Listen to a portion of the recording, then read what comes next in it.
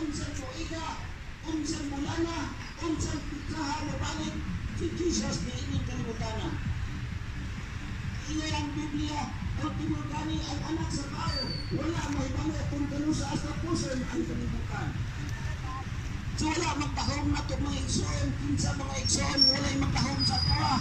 Anang panahon sa kagabihan mga igsoon, maayon na pagkatulog mga igsoon. Unya kung mauna ang panahon sa pagpaling sa Diyos ni ining kalibutan na mga igsoon. So wala na tayong mahimo mga igsoon, makahinulson pa baka ang tao. Hallelujah!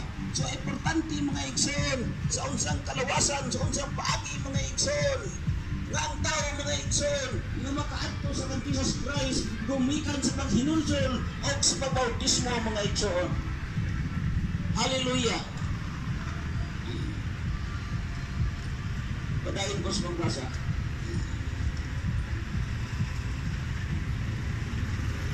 Yun siya.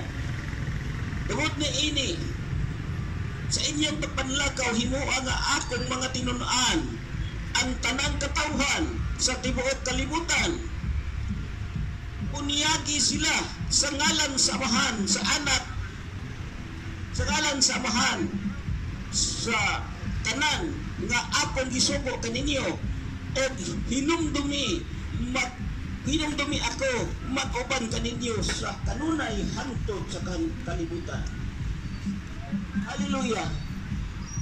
Sugo ka na sa Diyos mga igsoon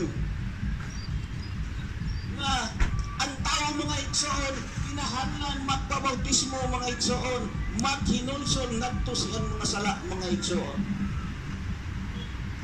Ay si Kristo mga igsoon namatay dito sa krus. Kung buot ka to hunaon mga igsoon, ang kita mo'y dapat magpalansang mga igsoon dito sa krus. Namatay si Kristo dito sa krus mga igsoon tungod og alang